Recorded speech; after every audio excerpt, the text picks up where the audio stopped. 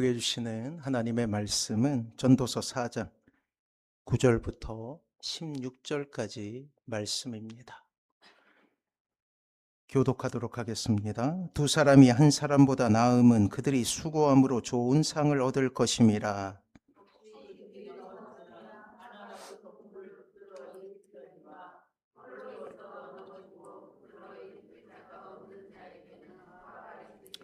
또 두 사람이 함께 누우면 따뜻하거니와 한 사람이면 어찌 따뜻하랴.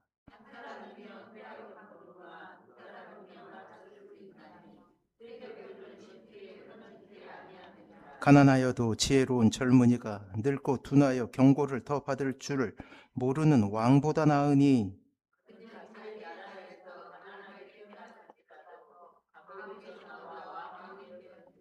내가 본즉 해 아래서 다니는 인생들이 왕의 다음 자리에 있다가 왕을 대신하여 일어난 젊은이와 함께 있고, 그의 지리를 받는 모든 백성들이 무수하였을지라도 후에 오는 자들은 그를 기뻐하지 아니하리니 이것도 헛되어 바람을 잡는 것이로다.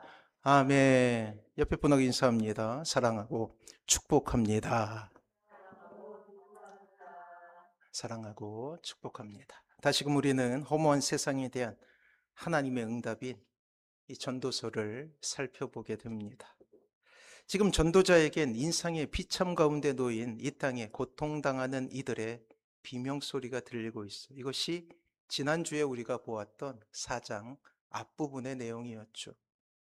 인생의 비참함은 그대로 이 땅을 살아가는 인생을 고통 속으로 빠뜨립니다. 수많은 인생의 환란은 그대로 이 땅의 사람들에게 거의 죽음에 가까운 절망을 안겨다 주지요. 이것이 전도자가 이 세상을 살피고 연구하며 경험한 결론이에요. 그렇습니다. 인생의 절망은 예기치 않은 순간 그렇게 우리에게 불청객처럼 찾아와요. 불청객이 뭐예요? 청하지 않는데 찾아오는 손님 아닙니까? 인생의 불행은 그렇게 찾아오는 거예요. 오늘 본문 역시 그러한 절망 가운데 서 있는 인생을 염두하고 그려내고 있죠. 그러나 9절부터 12절까지 그렇게도 각박한 이 세상에서 한 줄기 위로가 있음을 또한 우리는 전도자의 이야기를 통하여서 발견하게 됩니다. 그래요. 연약하지만 이 땅을 함께 동행하며 살아가는 동료들이 있다라는 사실이에요. 이것은 왜 이 땅에 지금 이 시대에 교회가 필요한지를 우리에게 알려주는 말씀이라고 할 수가 있습니다. 물론 완전한 공동체는 아니죠. 불완전하고 때로는 사회에 해악을 줄 만큼 여러 가지 부작용도 많이 있었음을 우리는 지난 1년 동안 보아오지 않았습니까? 기라성과 같은 참으로 아름다운 목회를 했던 목회자가 타락하는 모습도 보았고, 그리고 정의에 반한 모습으로 그렇게 서 있는 교회들의 모습은 참으로 부끄러운 우리의 자화상이기도 합니다. 그럼에도 불구하고 성경은 교회가 이 땅의 소망이라고 이야기하고 있어요. 자, 우선 우리는 9절 말씀을 한번 읽어보도록 하겠습니다. 같이 한번 읽어볼까요? 시작. 좋은 상을 얻을 것임이라. 자, 오늘 전도자는 그림 언어를 사용하고 있습니다. 비유를 사용하고 있다라는 거예요. 우선 여러분들의 머릿속에 사막을 횡단하고 있다라고 생각을 한번 해보십시오. 이스라엘의 대부분은 광야 혹은 사막이라 불리우는 땅이었어요. 우리는 이 땅의 순례자 아닙니까? 저마다 다른 인생의 모습으로 살아가고는 있지만 결론적으로 말하면 사막을 횡단하는 그러한 순례자와 같은 모습으로 우리는 이 땅을 살아가게 됩니다. 이 세상에 태어나면서부터 이러한 여행은 시작됐죠. 그 여행을 통해 때로는 강도의 위협을 받기도 하고 지독한 외로움 속에 눈물을 흘리기도 합니다. 때로 배고픔은 인생이 경험하는 가장 최악의 절망을 안겨다 주기도 하지요. 이스라엘, 광야라는 사막을 지나가며 짐승들의 위협에 공포를 느끼기도 합니다. 낮에 뜨거운 해는 사막을 횡단하는 순례자의 건강을 한순간에 무너뜨려 죽음을 생각하게 하기도 하고, 차가운 밤의 한기는 순례자의 생명을 위협하기도 하죠. 그렇습니다. 광야를 지나가는 순례자, 바로 이 땅을 살아가는 우리의 모습이에요. 그 지난하고 힘든 여행을 우리는 시작하게 된 거예요. 누구나 마찬가지입니다. 그 여행을 시작한 거예요. 이러한 인생의 곤란 가운데 오늘 성경은 한 가지 위로가 있음을 우리에게 말씀하고 있습니다. 자, 사막을 횡단한다 생각하고 오늘 말씀을 한번 읽어볼까요? 10절, 11절 같이 한번 읽어봅니다. 시작. 혹시 그들이 넘어지면 하나가 그 동물을 붙들어 일으키거니와 홀로 있어 넘어지고 붙들어 일으킬 자가 없는 자에게는 화가 있으리로다. 또 두 사람이 함께 누우면 따뜻하거니와 한 사람이면 어찌 따뜻하랴. 그래. 사막의 낮에 일어나는 일과 밤에 일어나는 일을 동시에 설명하고 있는 말이에요. 그 지난한 여정 가운데 사막을 횡단하는 극한의 기후 가운데 옆에 동료가 있다는 것은 큰 위로가 될 뿐만 아니라 생명을 보존하는 데 절대 조건이 된다라는 거예요. 준 밤이나 동물들의 유혹과 같이 자신의 능력 이상의 일을 해내야 하는 우리의 인생 가운데 동역자를 만나는 것보다 더 큰 기쁨은 없다라는 것입니다. 특별히 주님께서 이 땅에 오시고 십자가에서 죽으시면서 이 땅의 신자에게는 아주 독특한 관계가 형성되게 되죠. 주님 성찬식에서 밝히셨듯이 우리는 빵을 통하여 주님의 살을 그리고 포도주를 통하여 주님의 피를 나누게 된 사람이에요. 그리고 주님의 보혈은 신자의 혈관을 타고 돌아 하나님을 아버지라 부르는 이 놀라운 가족의 회복을 경험하게 되는 것입니다. 이러한 기적과도 같은 회복은 놀랍게도 하나님과 인간의 관계에 회복을 줄 뿐만 아니라 인간과 인간의 관계까지도 바꾸어 놓는 놀라운 기적을 체험하게 하는 거예요. 세상의 개념으로는 도저히 상상할 수 없는 관계가 주님의 십자가를 매개로 이 땅의 신자들을 하나로 묶는 놀라운 경험을 하게 되는 것이죠. 그렇습니다. 이 땅의 신자는 하나님을 아버지로 또한 옆에 있는 동료 신자들을 형제요 자매라는 그러한 혈연 관계로 만들어주는 놀라운 비밀이 여기에 숨겨져 있는 거예요. 자, 하나님께서 직접 만드신 두 가지 공동체가 있어요. 구약 성경에 있어서는 가족입니다. 하나님께서 가족을 직접 만드셔요. 그리고 신약에 이르러서는 교회를 만드시죠. 그리고 이 두 가지 공동체는 동일하게 한 가지 개념 아래서 탄생하게 되는데 모형이 있다라는 거예요. 모형. 우리가 아파트에 입주하려면 어딜 가게 되죠? 모델하우스를 가게 되죠. 이 모델이 모형이잖아요. 모델하우스에 가서 앞으로 지어질 아파트를 상상할 수 있게 하는 거예요. 그렇듯이 하나님께서는 이 땅에 이루어질 교회와 그리고 가정의 모델하우스를 이미 만들어 놓으셨어요. 그게 무엇이냐면 천국인 거예요. 하나님의 나라인 거예요. 하나님께서 이상적으로 다스리시는 곳, 눈이 부시도록 아름다운 저 천국을 배경으로 가정과 교회를 만드십니다. 그래서 가정과 교회는 목적이 있다라는 거예요. 하나님의 나라와 같은 곳이 되길 소원하시는 거예요. 하나님께서 이상적으로 다스리시는 곳, 눈이 부시도록 아름다운 저 천국을 배경으로 가정과 교회를 만드셨어요. 그렇게 두 가지 공동체는 매우 긴밀한 관계를 가지고 있는 거예요. 가정과 교회라는 공동체가 말이에요. 하나님께서 교회를 말씀하실 때 그 교회라는 단어에는 가족이라는 의미가 숨겨져 있는 것이죠. 때문에 우리는 교회를 통하여 가족을 경험해야 합니다. 그래서 우리가 주님의 십자가의 사랑으로 하나님을 회복하게 되었을 때 우리는 하나님을 이렇게 부르지 않습니까? 아버지라고 말이에요. 심지어 성경은 이렇게 부르라 권면합니다. 아빠. 한번 따라해 볼까요? 아빠. 어색한가요? 아빠. 너무 좋잖아요. 아빠.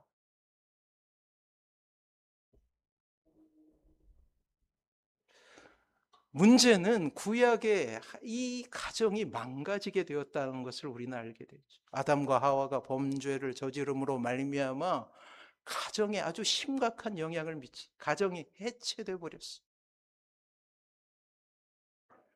그 정확한 증거가 어디 있냐면 이 아담과 하와가 첫 번째 낳은 자녀들이 있죠. 가인과 아벨이에요.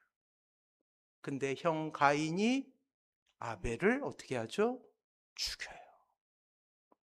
이것은 가정이 해체되는 사건을 우리에게 상징적으로 드러내는 거예요. 가정이 망가져 버렸다라는 거예요. 형제 가운데서도 질투가 일어나고 그것이 살인이라는 것으로까지 이어질 수 있음을 우리는 구약의 이 아담과 하와라는 처음 만들어진 가정을 통하여서 경험하게 됩니다. 이러한 가정을 회복하기 위해서 하나님께서는 새로운 공동체를 주시는데 그것이 바로 신약의 교회가 되는 거예요.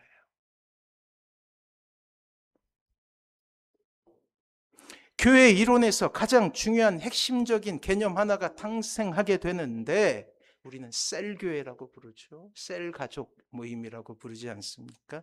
셀은 가족과 가치가 아니라 가족이다. 하나님께서 한결같이 원하시고 소망하시는 것이 있습니다. 그것은 바로 이 땅에서 하나님의 나라가 이루어지는 거예요.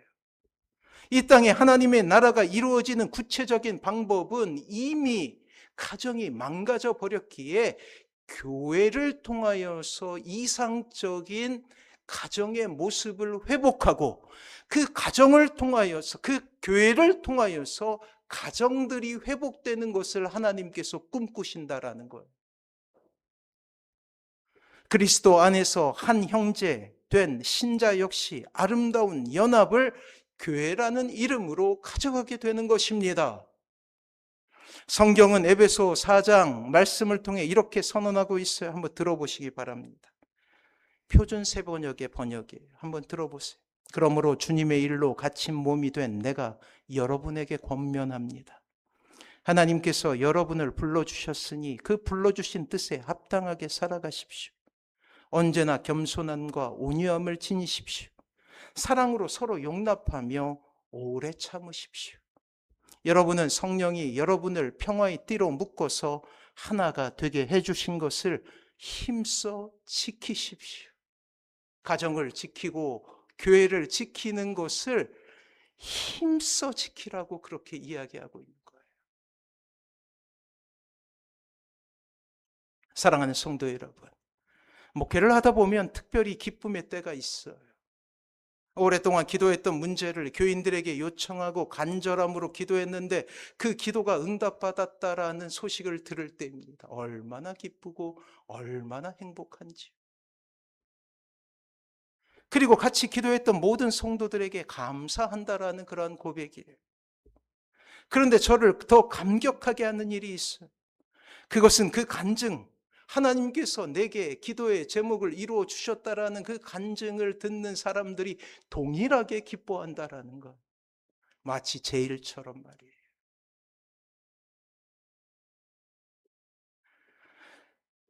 나의 일, 나의 가정의 일도 아닌데 같이 눈물을 흘리며 그토록 감격에 찬 모습으로 서로를 격려하고 기뻐하는 모습이 있다라는 거예요.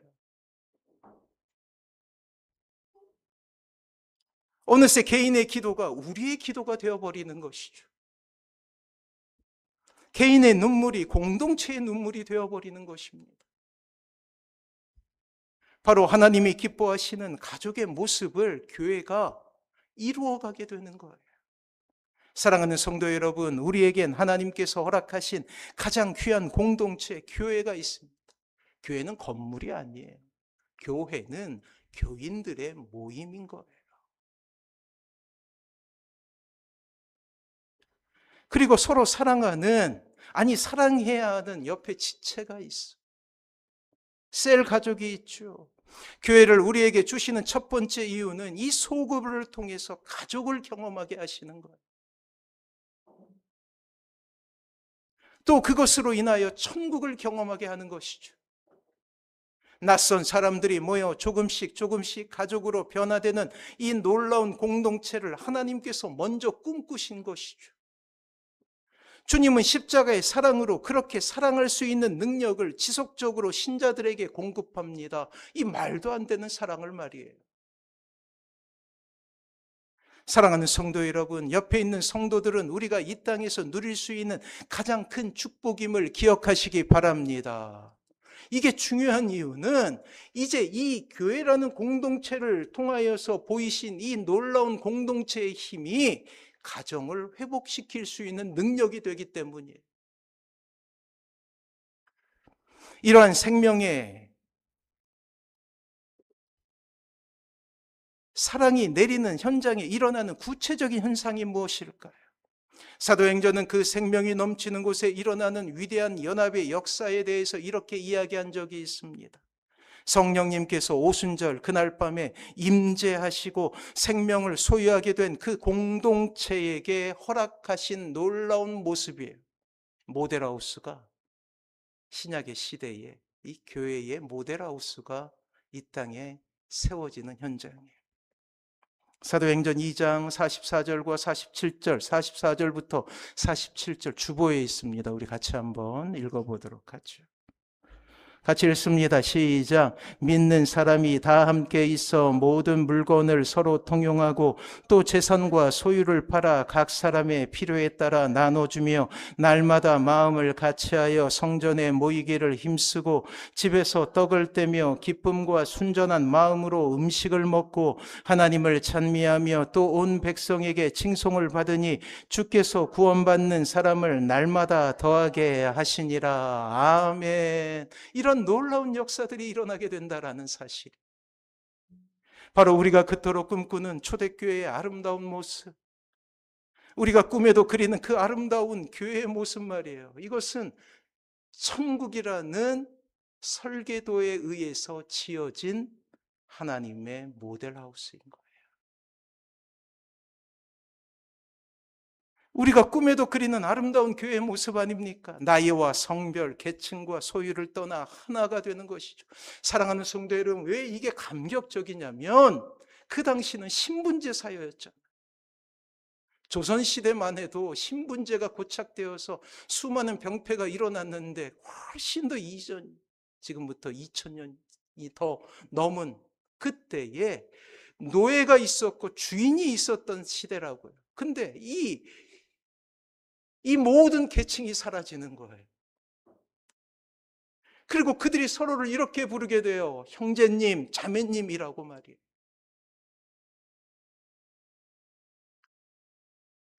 그렇게 사랑이 삶이 되어버린 바로 그러한 아름다운 공동체를 우리에게 그리고 있습니다. 그리고 이러한 아름다운 공동체를 통해 복음으로 또 사랑으로 지역사회를 섬기라 말씀하고 계시는 거예요. 여기서 멈추는 것이 아니라, 가정이 회복되고 거기서 멈추는 것이 아니라 이 재단으로부터 흘러가는 그러한 복음의 물결들이 이 땅에 있는 가정들을 회복시키고 기업을 회복시키는 놀라운 일을 하나님께서는 꿈꾸시고 계신다라는 거예요. 그렇습니다. 이것이 바로 이 시대 교회를 향한 하나님의 요청이죠. 척박한 땅, 죽음이 생명을 넘보는 바로 그 땅에 이루어지기를 원하시는 하나님의 나라입니다. 사랑하는 성도 여러분, 성령 충만을 입고 그들 자신도 모르게 사랑으로 섬기며 만들어낸 사도행전 2장의 초대교회의 모습을 우리는 기억할 수 있어야 돼요. 주의 몸된 교회를 위해 기도할 때마다 주님께서 보여주신 그러한 아름다운 설계도를 통하여서 우리는 기도해야 하는 것. 사랑하는 성도 여러분, 빛가람 선한 목자 교회를 위해서 기도할 때 그리 기도해 주십시오. 우리끼리 행복하고 즐거운 교회가 아니에요. 그것은 복음을 흘려보내는 것, 재정을 흘려보내는 것, 사람을 살리고 가정을 살리는 것. 이 망가진 세상을 보십시오. 어디에 소망이 있습니까? 태어나면서부터 우리의 자녀들이 살아가야 될 이 세상을 생각하면 숨이 턱 막힐 정도예요. 더군다나 AI가 출현한 이 시대, 앞으로 향후 5년간은 어떻게 이 세상이 변할지 그 누구도 장담할 수 없는 시대를 우리는 살아가게 될 것입니다. 가정이라는 울타리는 해체된 지 오래이고 학교는 거의 교육을 포기하지 않았습니까? 청년들은 자신이 가질 수 있는 모든 기회를 포기하며 스스로 엠포세다라고 불러요. 헬조선의 참상은 이 세상의 모든 희망을 앗아가고 있지 않습니까? 점차 혼인율은 줄어가고 있으며 이혼율은 늘어나 세 가정 중 한 가정은 이혼을 경험하고 있는 시대를 살아가고 있다는 거예요. 해체의 시대. 이미 우리나라 65세 이상의 독거노인 수가 130만을 훨씬 넘어섰고 전 세대를 걸쳐서 1인 가구의 비율도 30%가 넘어가고 있어요. 해체, 악한 영이 원하는 해체의 시대를 우리는 살아가고 있는 거예요. 그만큼 홀로 죽음을 맞이하는 고독사의 비율도 늘어나고 있죠. 그렇습니다. 말세의 때 사단은 끊임없이 공동체를 해체하려고 합니다. 하나님은 공동체를 만드셨고 악한 영은 공동체를 해체하려고 한다는 거예요. 우리는 우리의 사회와 주위의 가정에서 일어나고 있는 이 모든 일을 어떻게 해석해야 되냐면 영적으로 해석할 수 있어야 되는 거예요. 교회는 이러한 악한 영의 공격을 막아내는 최후의 보루이기 때문입니다. 사랑하는 성도 여러분, 이 시대 공동체의 가치를 이야기할 수 있는 곳은 교회 외에는 없습니다. 왜요? 교회 자체가 공동체이기 때문이에요. 그렇게 교회는 가정의 가치를 지키고 세상의 공동체를 이루는 것이 얼마나 좋은 것인지 보이는 기관이라는 것이죠. 천국이라는 아름다운 공동체를 상상할 수 없는 사람들에게 천국을 보여주는 거예요. 공동체를 이루는 것이 얼마나 좋은가를 보여주어 결국 이 아름다운 공동체에 동참하도록 만드는 거예요. 이제 우리가 마트에 가면 시식 코너가 있죠. 이 나주에는 이 마트가 없어서 예전에 광주에 살 때는 그냥 주말만 되면 그냥 마트에 가서 저와 어린아이 3명이 여기저기 돌아다니면서 얼마나 먹어댔는지. 그냥 시식 코너가 있는 이유는 다른 것이 아닙니다. 그 시식을 하면서 경험해 보라는 거예요. 교회는 마트의 시식 코너와 같아요. 우리끼리 행복하고 우리끼리 즐거운 게 아니에요. 보여주기 위해서 우리가 회복돼야 되는 거예요. 우리의 자녀들이 어떻게 이러한 사회 속에서 그래도 하나님의 사람으로 자랄 수 있는지 보여주는 기관이라는 거예요. 힘들고 어려운 지체들이 다시금 용기를 얻는 모습을 통해서 그래도 이 땅에 소망이 있음을 가르쳐 주는 거란 말이에요. 교회를 통하여 가정이 살아나고 고통만 주는 이 땅에 그래도 살맛 나는 사람이 사는 세상이 있음을 보여주는 것입니다. 그것이 교회예요. 그러하게 사도행전 2장에 나타나 있는 이 처음 교회의 모습은 저의 목회에 있어서도 영원한 표대가 되는 것입니다. 그래서 이 말씀은 평생 저에게 큰 부담이 되죠. 공동체를 바라보며 아프게 할 것이고 하나님께서 원하시는 공동체가 너무나 멀리 있기에 때로는 저는 좌절할 수밖에 없을 거예요. 그러나 저의 목회의 길에 하나님께서 주신 모델이기에 때로 아파하며 때로 감사하며 이러한 공동체를 계속 꿈꾸어 가겠죠. 사랑하는 성도 여러분, 그렇다면 어떻게 해야 이런 공동체의 모습을 가질 수 있습니까?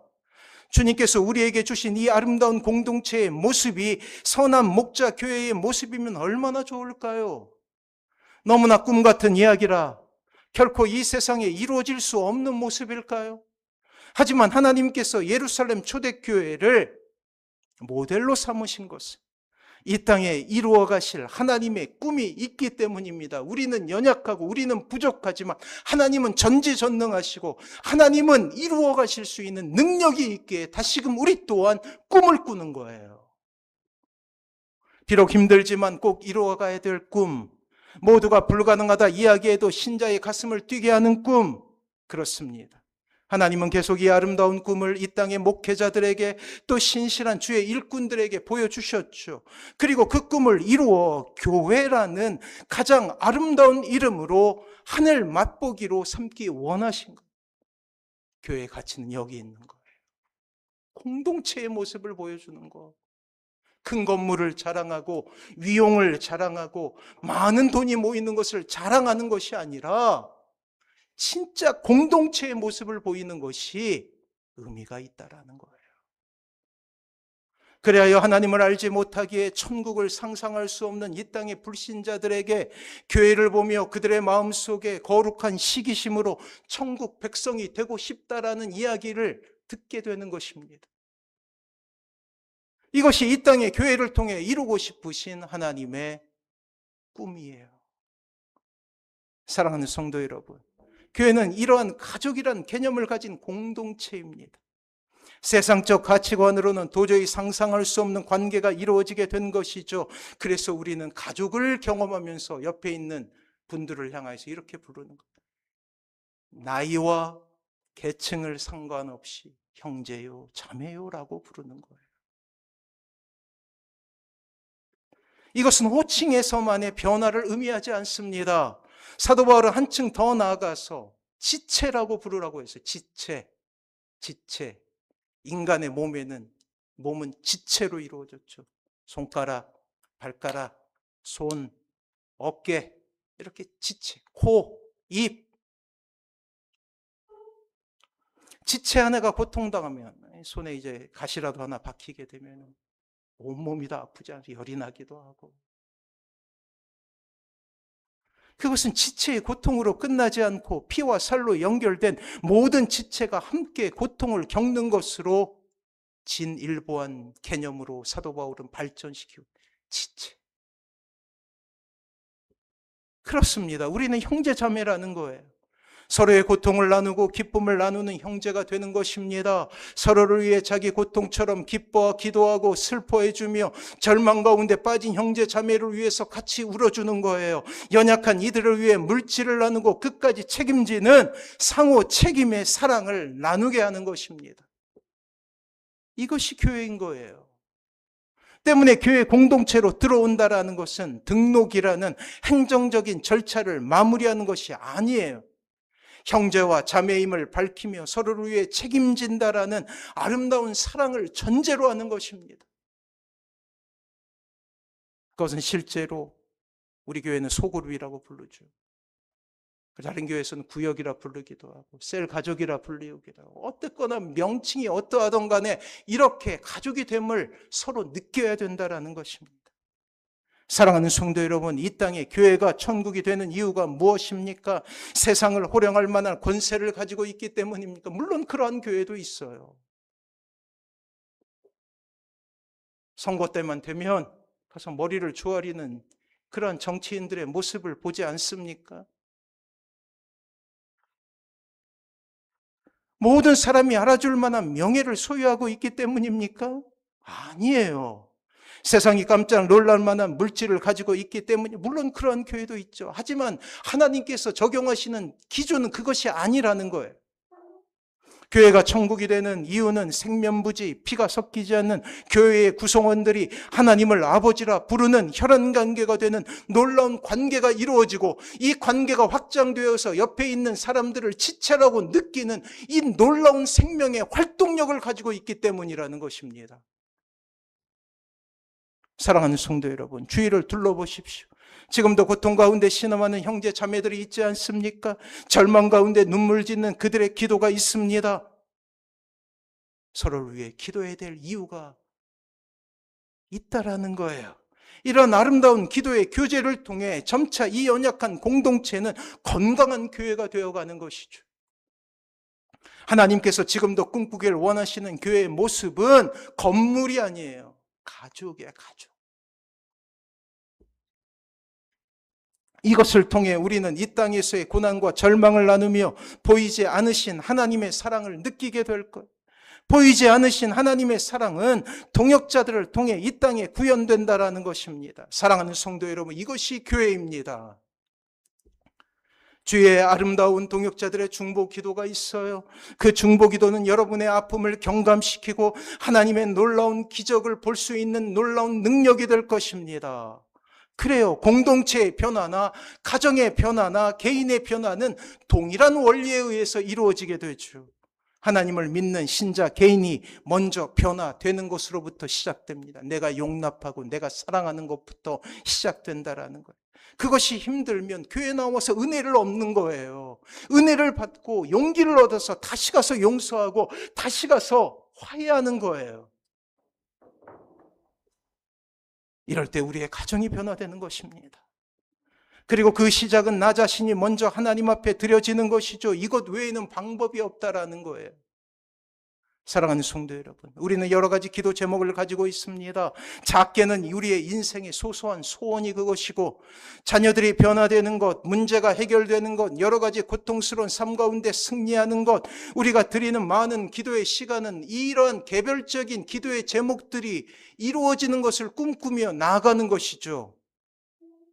하지만 가장 먼저 우리에게 필요한 기도는 교회가 회복되는 것, 가정이 회복되는 것이에요. 하나님의 방법은 늘 그렇듯이 깨어있는 소수를 통해 영적 부흥, 진정한 로드십을 회복한 사람들을 통해 이 땅에 하나님의 나라가 이루어지는 것이기 때문이에요.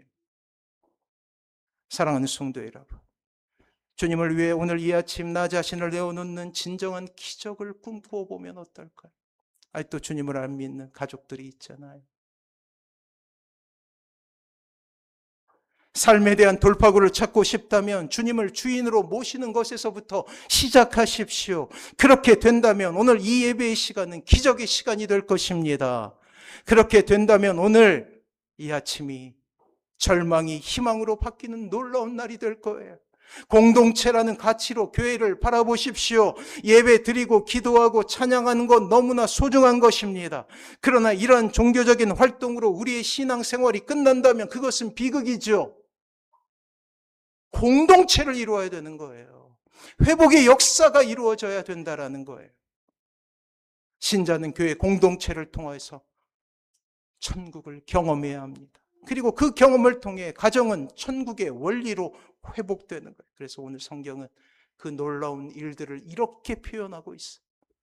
삼겹줄의 원리죠. 전도서 4장 12절 오늘 주보에 있습니다. 같이 한번 읽어볼까요? 같이 읽습니다. 시작. 한 사람이면 패하게 없거니와 두 사람이면 맞설 수 있나니 세 겹줄은 쉽게 끊어지지 아니하느니라. 아멘. 공동체의 힘이. 사랑하는 성도 여러분, 꿈을 꾸십시오. 공동체의 꿈을 꾸십시오. 천국의 꿈은 공동체의 꿈입니다. 이 땅에 여러분에게 허락하신 교회 공동체를 통하여 이루길 원하시는 하나님의 꿈이지요. 또한 이 교회를 통하여서 우리의 자녀들이 하나님을 알게 되고 하나님을 믿게 되고 우리의 가정이 회복되는 놀라운 모습 또한 하나님께서 꿈꾸고 계십니다. 이 두 공동체를 통하여서 하나님은 결국 이 땅마저도 하나님의 나라로 바꾸실 꿈을 꾸고 계신다라는 거예요. 이 꿈을 같이 꾸어보면 어떨까요? 여러분들의 인생 가운데 이러한 놀라운 기적이 일어나길 주님의 이름으로 축원합니다. 이 소망 담아서 우리 같이 찬양하며 하나님의 은혜를 고백하도록 하죠.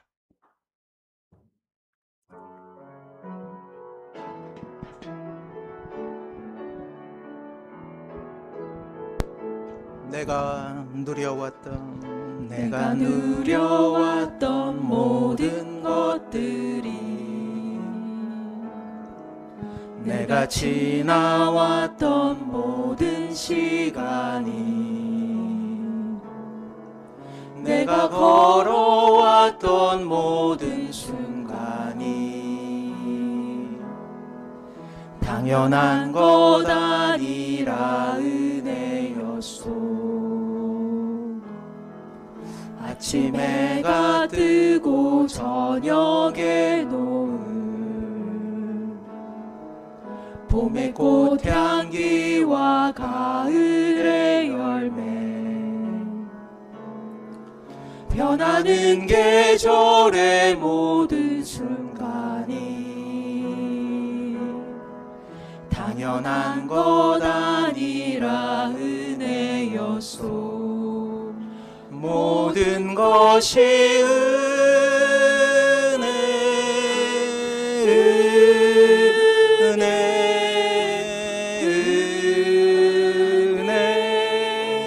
한없는 은혜 내 삶에 당연한 것 하나도 없었던 것을 모든 것이 은혜였소. 내가 이 땅에 태어나 사는 것 어린아이 시절과 지금까지 숨을 쉬며 살며 꿈을 꾸는 삶 당연한 것 아니라 은혜였소. 내가 하나님의 자녀로 살며 오늘 찬양하고 예배하는 삶 복음을 전할 수 있는 축복이 당연한 것 아니라 은혜였소. 모든 것이 은혜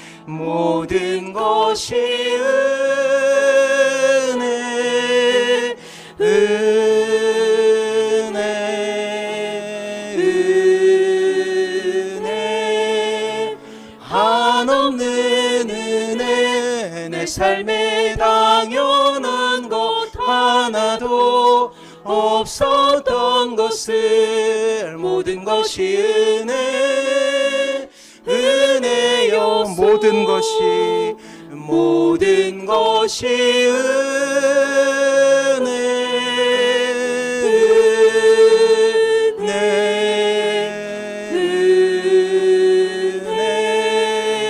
한없는 은혜 내 삶에 당연한 것 하나도 없었던 것을 모든 것이 은혜였소. 사랑하는 성도 이 시간 같이 기도하기를 소망합니다. 그래요, 우리에겐 꿈이 있어요.